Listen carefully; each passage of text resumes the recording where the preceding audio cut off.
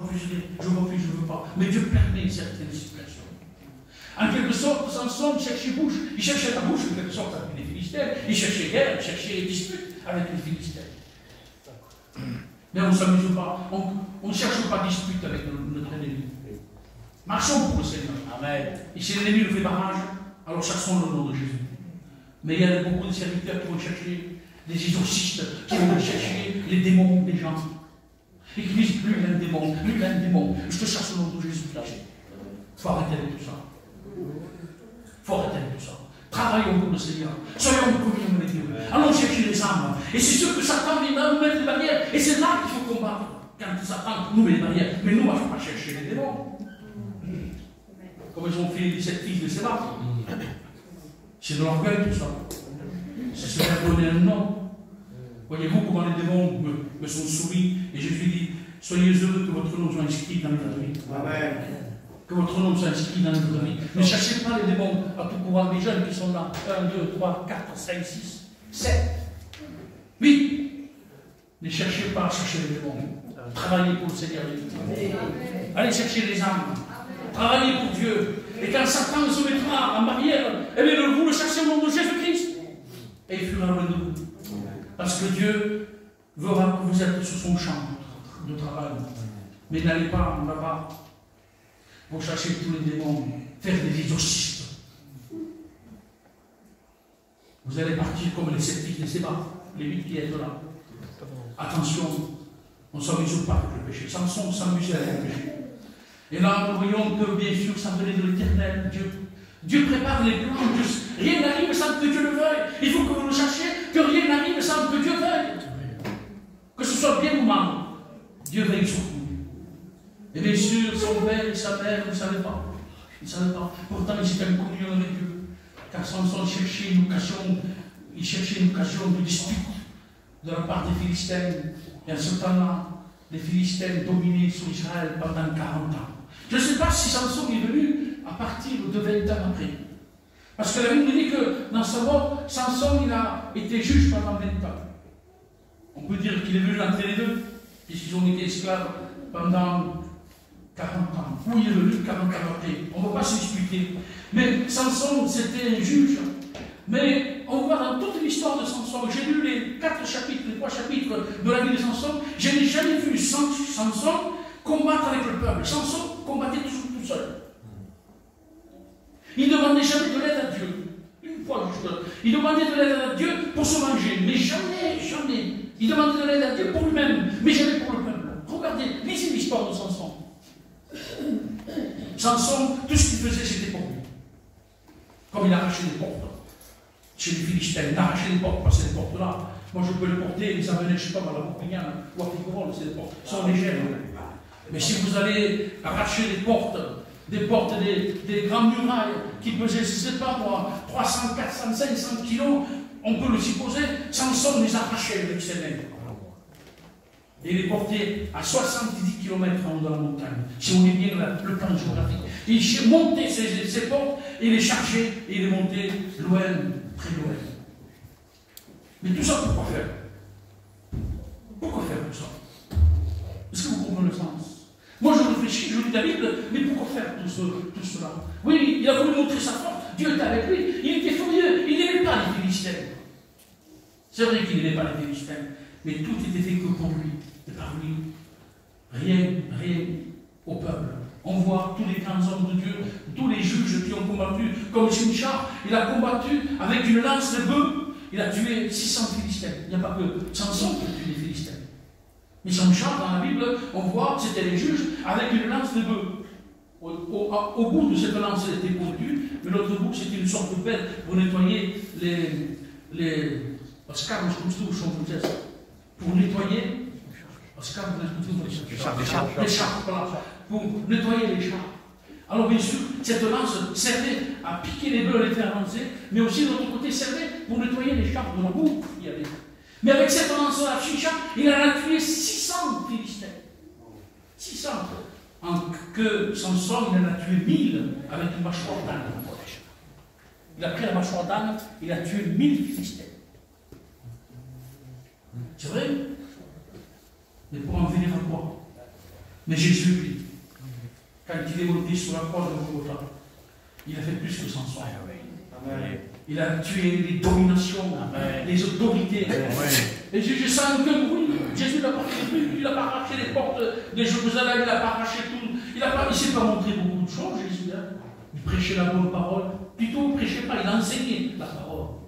Et Jésus, quand il est monté à la croix, c'est comme si Samson se posait contre les deux poteaux des Philistins pour faire tomber tous les Philistins. Il a tué plus de Philistins que dans toute sa vie, dans son ministère. Mais Jésus, lui, sur la croix de Golgotha, il a crucifié toutes les dominations. Amen. Je bénis le nom du Seigneur pour la force de Jésus, pour le roi des rois, le Seigneur des seigneurs. Samson, nous voyons que lorsqu'il descend avec son père et sa mère, Samson descendit. On voit toujours Samson qui descend. Mes frères et sœurs, je ne sais pas, j'en parlais au pasteur, j'en parlais à un frère, je ne sais pas, à l'église, je sens que beaucoup de chrétiens descendent. Beaucoup de chrétiens qui êtes là ce matin. Vous les frères et les sœurs, je sens que vous descendez. Vous descendez. Je le sens fortement. J'ai l'œil de renard. Et je connais l'église. Et je sais qu'il y en a qui ont double facette, même 3 facettes, même 4 facettes. Rendez-vous compte? Ah oui, l'église de Jésus, on peut rigoler comme vous voulez. C'est vrai. Vous donnez le loup comme vous voulez. Mais malgré le ciel au pas, vous ne mourrez pas. Parce que cet esprit est à moi. Et je sais qu'au milieu de vous, là, ici, il y a votre vous, il y a beaucoup qui ont 1, 2, 3 facettes. Comme Samson, il avait 2 facettes. Parce que quand il descend, vous savez, dans la ville, pour chercher cette belle femme, il paraît qu'elle est belle, dans le village de Timna. Lorsqu'ils arrivèrent à la vigne de Timna, voici un jeune lion, rougissant, vint à la rencontre de Samson. Et lui, Samson, il prend ce lion, il arrache le tue, comme un tue un chevreuil. Et il ne dit pas à son père, et il ne dit pas à sa mère. Il se le cache pour lui. Est-ce que vous croyez qu'il était heureux? Non. Parce qu'il savait que son père, il aurait dit, tu as touché le cadavre. Et pour ceux qui font la loi de Nazarien, nous ne devons pas toucher le cadavre. Et aujourd'hui, il y a beaucoup qui ont touché le péché, mais qui ne le disent pas. Vous avez touché le cadavre, l'Église de Jésus. Vous avez touché le cadavre. Et on ne le dit pas. Vous avez touché le cadavre et personne ne le dit. Vous le cachez vous-même. Parce que Samson, normalement, quand un enfant fait une histoire, il va trouver son père et sa mère. Pas, son bâtard pour lion, son capable, son cap dans la boca, il se mord. Normalement, le père dit, moi, qu'est-ce que tu as fait, mon fils? Ah, que je suis content, je suis honoré de toi, honoré d'un fils qui est fort. Mais Samson ne dit pas à son père et à sa mère. Il se le cache pour lui. Et même quand il retourne manger le miel, parce qu'à retour, quand il va demander la fille de Timna, il retourne sur le chemin, quelque temps après, parce que bien sûr, les frayons, les abeilles, comme je vous ai dit tout à l'heure, le village de son grand, c'est un village de frelons. Ils ont mangé le lion, la chair. C'est une carcasse. Dans cette carcasse, ils ont fait, bien sûr, une ruche d'abeilles. Et dans cette ruche d'abeilles, il y a du miel. C'est bon le miel. Hein? Vous savez, on peut symboliser ce lion, toute cette histoire. On voit Jésus, mais on voit aussi la chair de l'homme. Vous savez que Jésus est appelé le lion de Juda, le jeune lion de Juda. Jésus est appelé le lion parce que il est là, le lion qui symbolise la force, mais le miel aussi, que Jésus est doux. Il sort de lui du miel. Jésus est doux. Il est doux. Vous savez, comme dit la parole du Seigneur, mon fardeau, il est doux et léger. Comme dit la parole du Seigneur. Il est doux. Vous savez, quand on sert Dieu, on ne le sert pas avec contrainte. On ne sert pas Dieu avec il faut faire ceci, il faut aller à l'assemblée, il faut aller prier, ça rassemble, il faut écouter la parole de Dieu. Moi, ça m'agace. Et en plus, ça prêche 3 quarts d'heure. Moi, j'en peux plus. Moi, j'en peux plus. Arrêtez de vous plaindre. Arrêtez de vous plaindre. Il faut arrêter avec tout ça. Arrêtez avec tout ça. Servez Dieu avec joie. Venez avec l'allégresse à la maison de Dieu. Venez au culte avec joie. Ne vous plaignez pas. Et là, nous voyons que Samson ne dit pas à son père et sa mère. Parce qu'il sait que son père et sa mère, c'est des hommes, femmes de Dieu, qui ont fait le vœu de Nazaria. Et ils ont dit à Samson, mais tu as touché à moi, c'est fini pour toi. mais lui, c'est le gardé pour lui. Vous savez, il y a des fois des personnes qui font du mal, mais en cachette. Et moi, je me suis toujours posé la question, frère, on a à peu près la même proximité de la vie chrétienne. Comment est-ce possible qu'un chrétien, il s'en va dans le monde, il touche le péché, il vient à l'église, il parle en langue? Comment c'est possible? Je comprends plus bien ça. Moi, il y a 20 ans que je suis là, vous je suis à la maison. Moi, il y a 20 ans que je suis là, vous allez bien, Seigneur. Comment c'est possible? Un chrétien, il se met à que ça va être toute l'année. Il vient à l'assemblée, il se repart, il est venu, il parle en langue. Donc, je te souhaite que vous bouillons. Moi, je pleure toute l'année, Seigneur. Et pourquoi, Seigneur, ça? Pourquoi ça, Seigneur? Pendant 20 ans que je pleure, tu ne me donnes pas, Jésus. Tu ne me donnes pas, Jésus. Je suis là, moi j'attends, je suis fidèle, moi j'attends, Jésus. Eh bien, le Seigneur, vous savez, il aime ces hommes, il nous aime, Dieu, nous qui attendons. Parce que nous sommes destinés à attendre. Nous attendons. La plus grande bénédiction que nous attendons, c'est la vie de Jésus. Ce n'est pas un petit homme, il faut le chercher. Je ne dis pas le contre ce que. Il ne faut pas dire ce que je ne dis pas. Il faut chercher les dons, il faut chercher. Mais ce qui est plus important, c'est la communion avec Dieu. Oui, Samson, il avait la communion avec Dieu. Mais non, il a tué un lion, c'est vrai. Mais il descend. Comme, vous savez, cet homme qui quittait, je ne sais pas si c'est Jéricho, Jérusalem, je comprends plus. Dans le plan géographique, je ne me souviens plus. Qui quitte et qui descend et qui ont. Jérusalem à Jéricho. De Jérusalem à Jéricho. Heureusement qu'il y a des lecteurs. Moi, depuis le Covid, il m'a tout effacé. Je me souviens plus de. Bon, bref, pour vous dire que de Jérusalem à Jéricho, il descend. Et quand il descend, il s'est vu au milieu de qui? Des brigands. Qui l'ont roué de coups et qui l'ont laissé à mort. Heureusement qu'il y a le Samaritain Jésus. L'église de Jésus, je crois que ce matin, il y en a beaucoup qui descendent. Vous allez le trouver au milieu des brigands. Pas les brigands qui sont ici, dans vos quartiers, les dealers, vous savez, les voyous, qui sont dangereux aujourd'hui, les jeunes. Avant, un homme, on a été dit dans son moustache, on se revoit, on se soit, on se chine, on se chine, on se chine. Il disait, c'est un homme, c'est un homme. Mais alors, on a dit tout le chine. Habillé, je ne sais pas moi, habillé, je me retiens. Un petit comme ça, habillé, il ne peut pas le savoir ouvert, lui. Le monde qui vient, le monde a changé. Il n'y a plus d'hommes maintenant, tous sont des hommes. Il n'y a plus de femmes maintenant, toutes sont des femmes. Avant non, laissez macho, alors tout homme est macho. Dans le monde, je parle, dans le monde. Il y a un danger dans le monde d'église de Jésus-Christ. Et le milieu de brigands, ce n'est pas ces gens-là qui sont fous, qui sont là pour. Vous savez, autrefois, je marchais dans la rue, et je ne sais pas moi, je l'ai mal conduit, c'est vrai, c'est ma faute. J'étais pressé, j'ai pris un peu le tournant un peu vite. Là, dans le petit quartier ici, vers l'Iberne, il y a des petites rues, et je voulais passer par les rues pour éviter les feux rouges, et pour tomber en haut de vous. Ça coûte un peu vite. Il y avait un monsieur avec une trottinette, et je l'ai rasé. Oh, dommage. Il ne s'arrête pas. Descend. Io fai il progetto, je faisais le progetto, je dis, moi, tu dans le projet, je t'en qu'est-ce que tu veux, toi? Descends, je t'attends. Primera, deuxième. Jamais la première, elle a été vue. La voiture, jamais la deuxième, elle n'a pas marché comme ça. Qui le reconnaît, il y a des personnes qui m'ont vu. Mais j'ai pris peur. J'ai pris une peur terrible. Sinon, on ne peut pas y avoir de femme, on se regarde fort, on se regarde. Mais non, je perds mon ministère, Seigneur. C'est vrai qu'il y a des gens qui sont comme ça, il y a des prédateurs qui nous entourent. Mais il ne faut pas oublier qu'il y a des anges de Satan, des démons. Si on descend dans la vie spirituelle, frère, ça, il y a des brigands qu'on appelle les démons. Et qui veulent jurer notre perte. Attention, soyez vigilants. Votre vie chrétienne, elle tient par un fil. C'est un peu comme mon cœur, et c'est une pompe, mais ça tient par un fil. Aujourd'hui, je prêche, je peux rentrer chez moi, m'asseoir et mourir. Qu'est-ce qui s'est passé? Il a prêché. Eh bien, c'est son cœur qui a lâché. Il y a eu des cas comme ça. Le cœur tient par un fil. La vie chrétienne tient par un fil. Attention, l'église de Jésus-Christ. Il y en a beaucoup qui descendent. Ça se voit, ça se ressent. Ça se ressent. Avec les chats, avec la pierre, ça se ressent. Bien sûr que Samson, il est un homme fort. Mais il a péché. Il a touché un bon. Vous savez, aujourd'hui, quand quelqu'un fait le mal, quand un pasteur fait le mal, moi, quand un pasteur tombe de Dieu, moi, je pleure.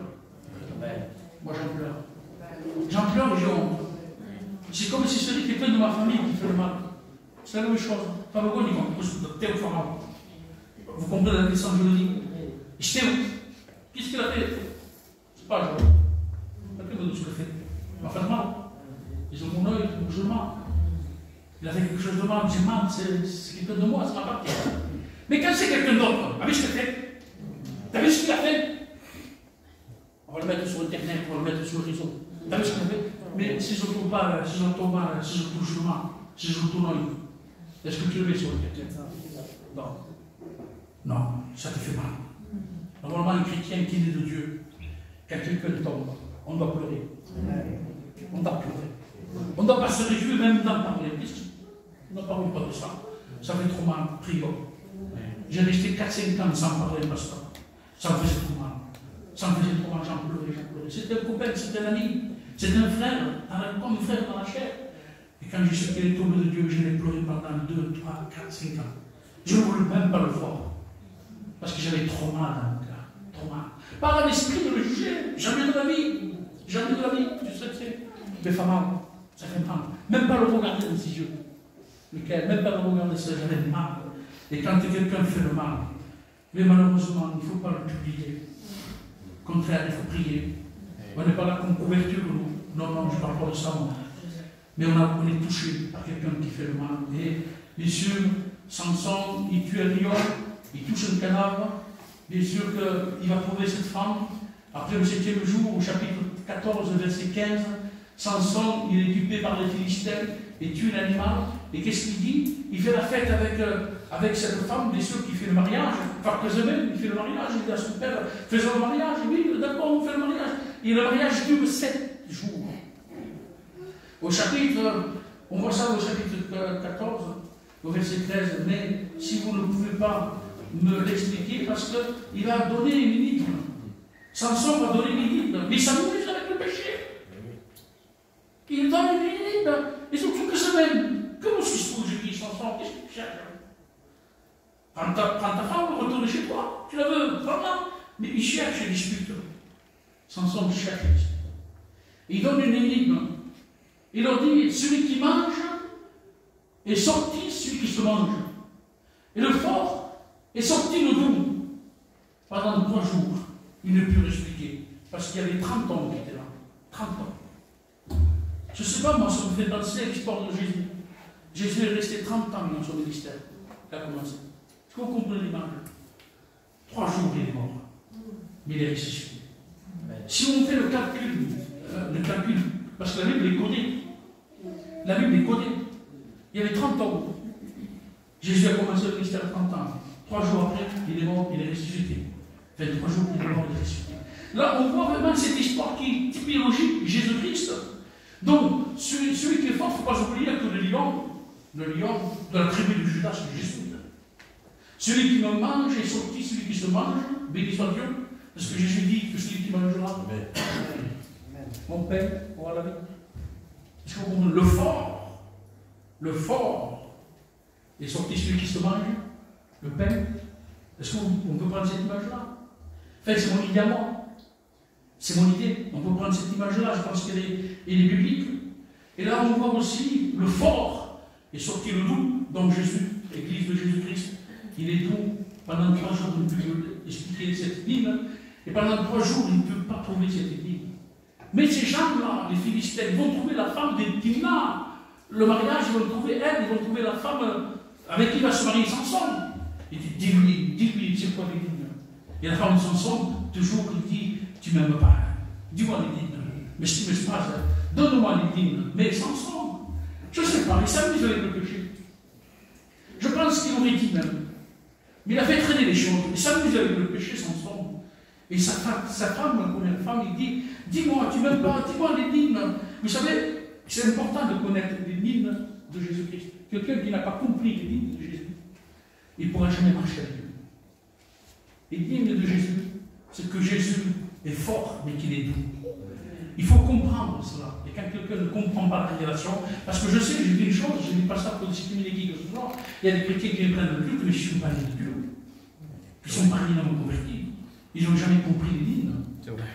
Jamais compris les lignes. Et ce matin, il faut comprendre les lignes.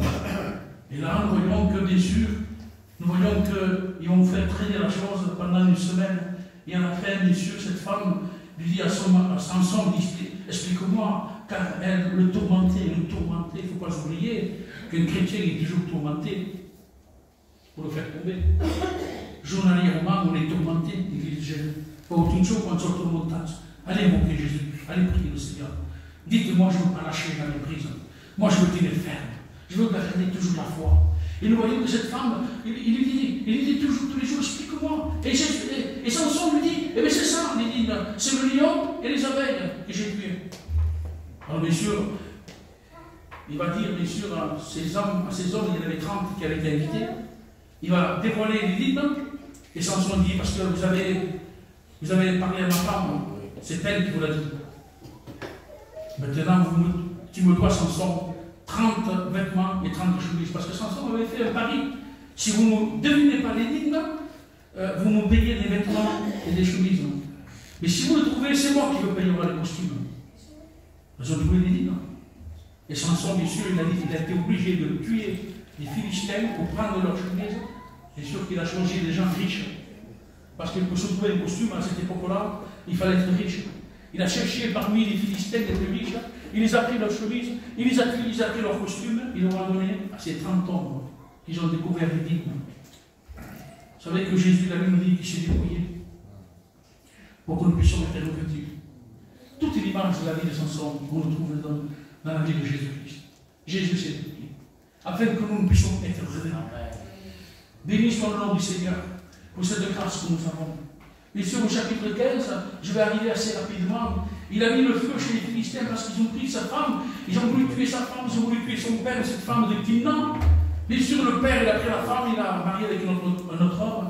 Et quand Samson a voulu retrouver sa femme, et son père a dit non, tu ne prendras pas ma fille. Parce qu'en plus, c'était un Philistin.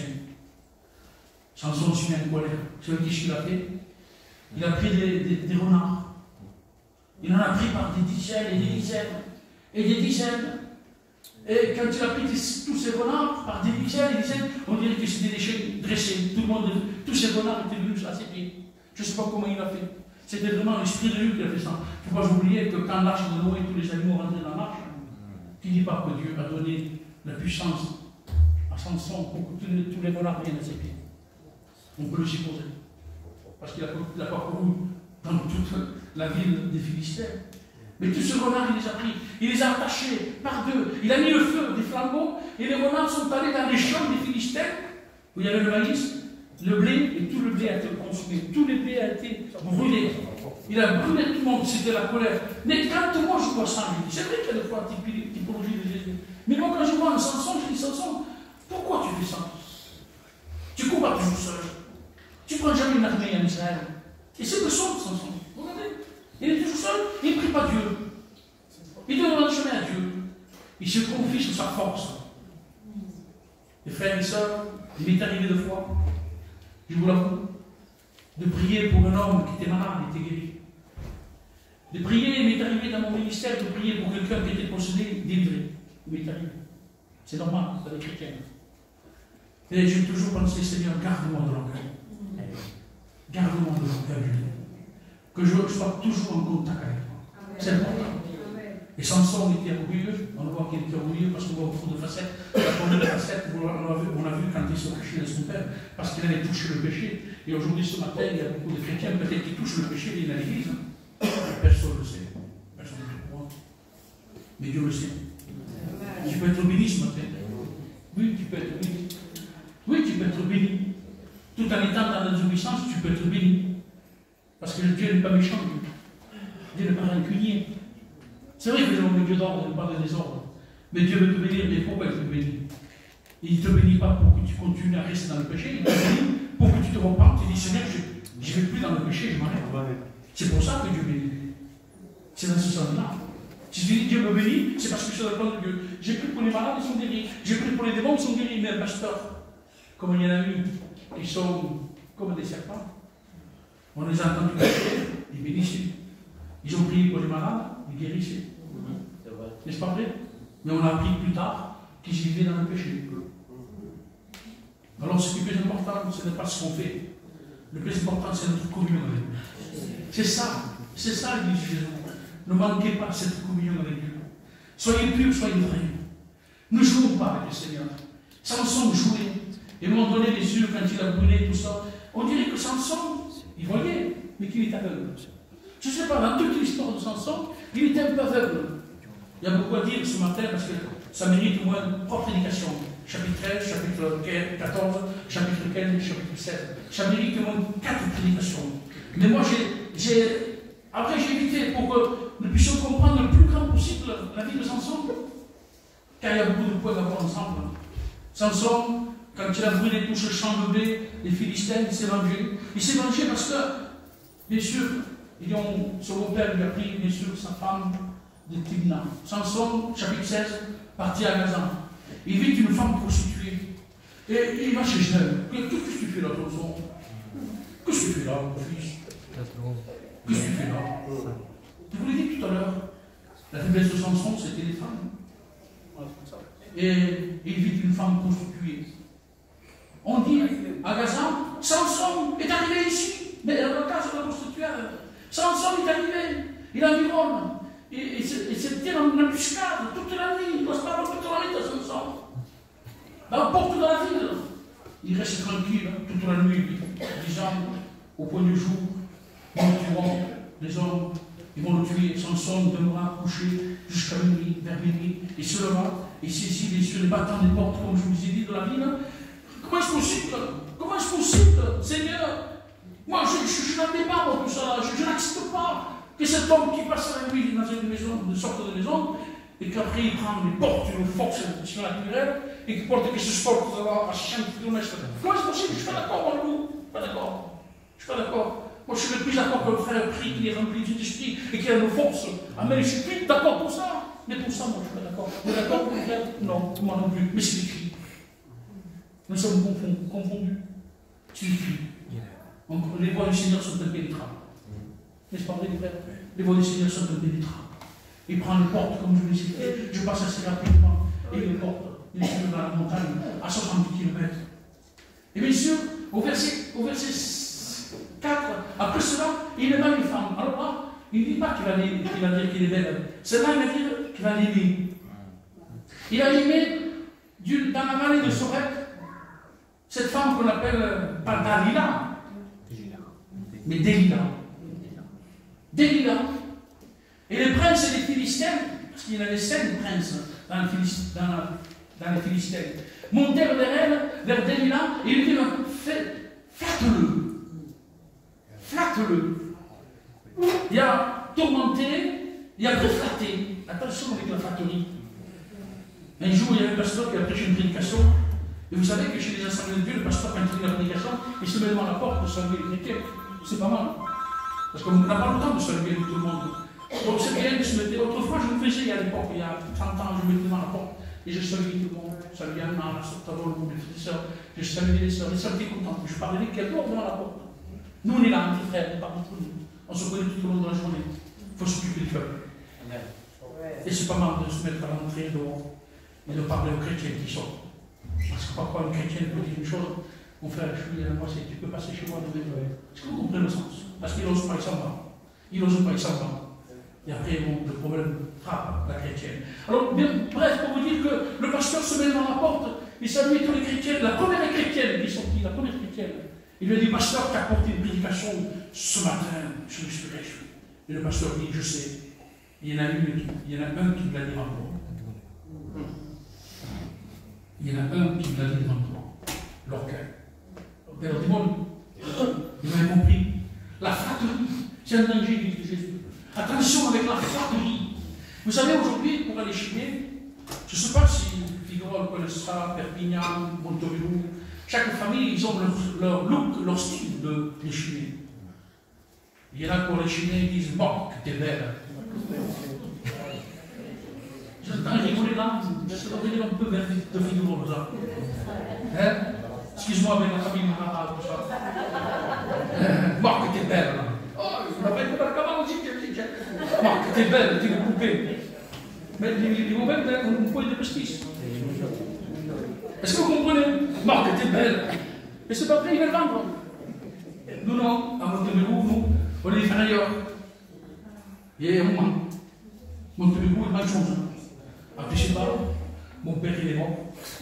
Il n'a pas le pouvoir. Tu ne parles pas de ferraille pour moi. Mais c'est pas vrai. De ma chose.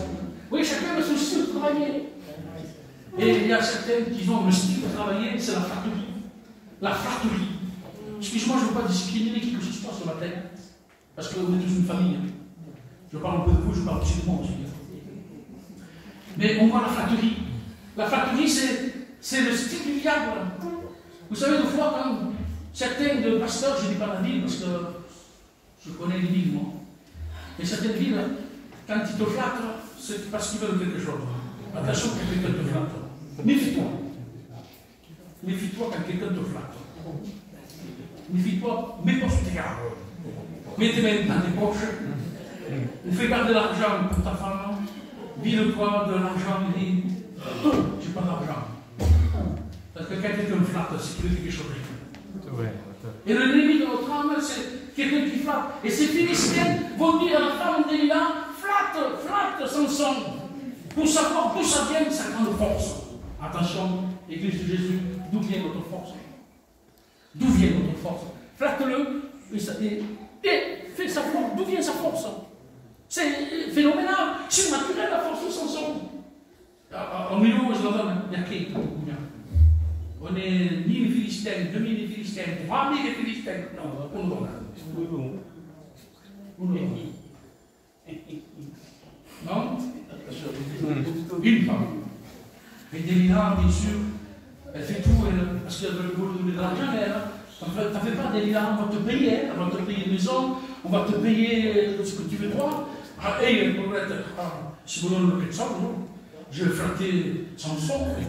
Je vais faire un semblant que je l'aime, et tout ça. La vie amoureuse, en quelque sorte.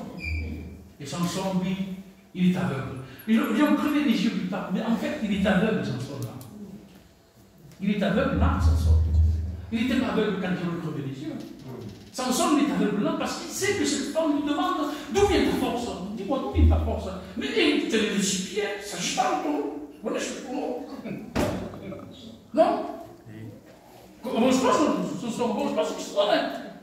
Il veut savoir ta force. Falboch. Falboch, c'est notre cas, Falboch. Philophone. Il s'amuse avec le péché. Une fois, si tu m'attaches avec des cordes neuves, si tu m'attaches avec ceci, si tu m'attaches avec ça, il dit cette femme, Samson, les Philistins, Samson, les Philistins, et lui, il s'en sort toujours. Je m'en sors toujours, moi. Je m'en sors toujours. Oui, mon frère, tu t'en sors toujours. Mais sache qu'un jour, tu t'en sortiras pas. Est-ce que vous comprenez le sens? Mes frères et mes soeurs, tu t'en sors toujours. Mais ce pays, ce qu'on dit, tout ne lâche pas. Hein? On ne s'amuse pas avec les chrétiens. Avec Dieu, on ne s'amuse pas avec l'église de Jésus. Alors je m'en sortirai tous les jours. Je m'en sortirai tous les jours. Mais Samson n'avait pas compris. Il ne savait pas que l'Esprit de Dieu s'était retiré de lui. Samson, les Philistins. Tienes questo cazzo, che mi ci dice? Peut-être que je veux aller monter comme ça. Et Samson, bien sûr, il dort sur les genoux de Délila. Parce qu'il faut que je ma calcipiré donc de cette force. Il faut que je sache où est cette force de cet homme. C'est pas normal, il faut qu'il le dise, il faut qu'il le dise. Bien sûr, la seule chose qu'il fait, c'est qu'il caresse ses cheveux, il endort, il fait dormir. Attention qu'un peu d'assouplissement, un peu croiser les bras. Une grande ruine peut te surprendre. Ne dormez pas, Église, ne nous pas. Au nom de Jésus, ne dormez pas. Un jour, il y avait un pasteur qui a fait une prédication devant 2000, 3000 personnes. L'ancien qui était à côté de lui, il a monté dans la voiture, il pleurait. Il pleurait. Avec un pasteur qui a prêché, qui avait 3000 personnes, il est béni. Et l'ancien qui monte dans la voiture, Paul, il pleure. Il dit, Roland, ne tombe pas de Dieu. Il n'est pas chaque nuit pour ta bénédiction, 3000 personnes. Et l'ancien, pour avoir, il dit, Roland, je t'en supplie, ne tombe pas de Dieu. C'est important, vous savez, quand il y a la gloire, ce qui monte en hauteur, c'est important. Que Dieu nous garde, l'Église de Jésus. Amen. Et Samson, bien sûr, il était là. Il s'endort sur les genoux de Delilah. Peut-être des caresses dans les cheveux, on peut le supposer.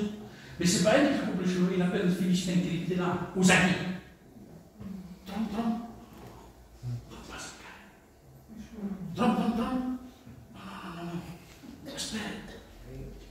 Ma si, nous avons toujours. C'est pas comme on parle pas sur votre nom. Non?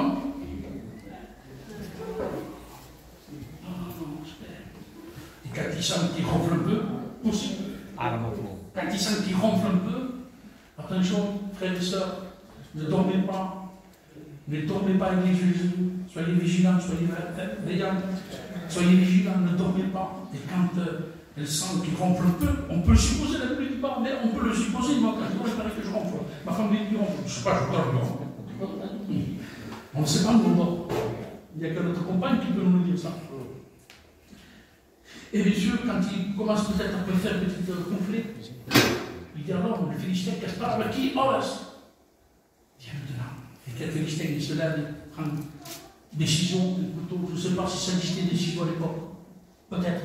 Il prend une décision, il coupe les cheveux de cette tresse. Les 7 tresses. Samson! Jupiter! Les Philistins! Non ci uccidete con sempre! Non! Ma poter rimanere con vostro. Poter rimanere con vostro. Lo Spirito de Dieu s'en a donné. L'Esprit de Dieu t'a quitté, mon frère, pour ça. Tu peux remuer comme tu veux. Les Philistins sont venus, ils l'ont pris. Ils l'ont enchaîné avec des chaînes d'airain, je pense, avec de bronze. Ils l'ont crevé les yeux. Ils l'ont crevé les yeux. Ce que les diables veulent faire, ils ont crevé nos yeux. Il avait déjà les yeux crevés, déjà. Il était aveugle, déjà. Il a crevé les yeux. Ils l'ont mis à la meule. Quand il était dans la meule, c'est ce que c'est une meule. Au moment, c'est les ânes qui meulent. Ils l'ont mis dans la meule, à la place d'un âne. Regardez comme il est tombé bas. Et qu'est-ce qu'il meulait? C'était comme lui, il a mis le feu au maïs, au blé. Tu vas faire du blé, toi. C'est toi qui as mis le feu. Attention. Tu t'amuses avec le feu, tu te brûleras avec le feu. Est-ce que vous comprenez le sens? Tu t'amuses avec le feu, tu te brûleras avec le feu. Meule, bien sûr. Je ne sais pas comment ça pousse les cheveux. Moi, je sais que tous les mois, je vais au coiffeur. Parce que je ne sais pas comment ça pousse, j'aime pas trop les cheveux longs. Et le coiffeur, il est content quand il me voit. Moi, je me suis le bon monsieur, bien sûr. Il me prend de l'argent. Mais tous les mois, je lui presque. Et les cheveux, je ne sais pas, je n'ai pas jamais calculé le temps que ça a mis pour pousser. Je ne sais pas, je n'ai jamais calculé. Il faudrait que j'aille voir mon coiffeur et lui poser la question. Combien de temps faut-il que les cheveux poussent? Il y a que les femmes qui pourront dire aussi. C'est l'habitude de ça. Peut-être 1 mois, 2 mois, 3 mois, 4 mois, 7 mois, 6 mois, 1 an. Je ne sais pas combien de temps il a meulé Samson. Mais pendant qu'il meulait la meule, qu'il était attaché avec des chaînes d'airain. Je ne sais pas s'il priait, s'il demandait pardon. Je ne crois qu'il devait prier. Il devait repasser tout ça. Avant juste crever, il a le mois. Je pense que Samson devait prier Dieu. Un peu comme Jonas qui était dans le ventre du poisson. Vous croyez-vous pas qu'il était aussi dans le mois? Parce qu'il a désobéi, il demanda pardon à Dieu. Et Samson demanda pardon à Dieu pendant qu'il meulait la meule. Les cheveux poussent. Et eux, ils faisaient la fête. Je passe dans ma conclusion, ils faisaient la fête de leur dieu Dagon. Dieu Dagon, c'était un homme et un poisson. Homme et poisson, Dieu Dagon. C'est n'importe quoi. Les gens, ils adorent n'importe quoi. Et nous adorons le vrai Dieu. Et les gens adorent n'importe quoi. Et ils adoraient, bien sûr, le Dieu Dagon. Ils font la fête, ils s'amusent, trompette, guitare, tout ce que vous voulez, vous, la fête. Et pendant qu'ils font la fête, non, quelle Samson, allez chercher Samson qui vient nous divertir. Quelle bassesse. C'était plus le Samson, le guerrier, c'était le Samson qui venait faire divertir les Philistins. Et tout en tentonnant, les gens le prenaient par la main. Tout en tentonnant, ils demandent les pylônes. Je ne sais pas à combien de distance ils étaient, mais ils demandaient les pylônes qui tenaient l'édifice du palais de Dagon. Il y avait tous les Philistins, il y avait les Caradins, il y avait des milliers de Philistins. Et lui demande une chose ce matin. Et lui, il connaissait déjà la ville, il connaissait toutes ces choses-là. Amène-moi vers les poteaux pour que je puisse me reposer, me tenir. Mais en fait, lui, il pousse les poteaux. Il demande pardon à Dieu. Mais quand il pousse les poteaux, c'était pour se venger. La Bible dit, quand il pousse les poteaux, c'était pour se venger pour ses yeux. Toujours, on voit Samson combattre les Philistins pour lui-même. Il ne dit pas c'était pour Dieu. Il dit pour sauver lui. Église de Jésus, nous ne voyageons pas. Quand nous faisons quelque chose, faisons-le pour Dieu. Amen. Faisons-le pour le Seigneur. Travaillons pour le Seigneur. Travaillons pour Dieu. Et tous les Philistins sont morts. Et Samson est mort. Bien sûr, je termine l'Église de Jésus-Christ. C'est important que nous puissions finir avec cette conclusion. Samson manque de discipline. Samson est léger. En sortant bien sûr de ses maisons, de ses femmes. Samson touche un cadavre. Samson qui était libérateur, il est prisonnier lui-même. Samson, il divertit les gens. Samson se venge. Voilà ce que Dieu nous appelle ce matin. À rester fidèles à la communion. Le but de ce matin, de l'histoire de Samson, je voudrais amener l'Église. Gardez la communion avec Dieu. Amen. Cherchez la communion avec le Seigneur. C'est important de prier Dieu, de lire la Bible et de prier le Seigneur. Amen. Et ça, c'est entre vous et Dieu. Ça ne regarde personne, ça ne regarde même pas moi. C'est entre vous et Dieu. Et de toute façon, la vie chrétienne, elle sera éternelle. Prions au nom du Seigneur. Merci Seigneur pour ta parole. Merci pour ton Esprit Saint. Merci pour la victoire, Seigneur, de Jésus-Christ sur la croix de Golgotha. Lui,